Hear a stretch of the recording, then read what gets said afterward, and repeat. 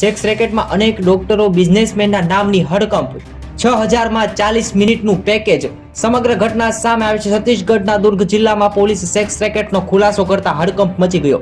જિલ્લામાં ભિલાઈ શહેરમાં એક સ્પા સેન્ટરમાં સેક્સ રેકેટ ચાલતું હતું. ખુલાસો કરતા જણાવ્યું કે સ્પા સેન્ટરમાં અનેક ડોક્ટરો અને બિઝનેસમેન રેગ્યુલર ગ્રાહકો હતા. વધુ સમાચાર વાંચો આ વિડીયોમાં.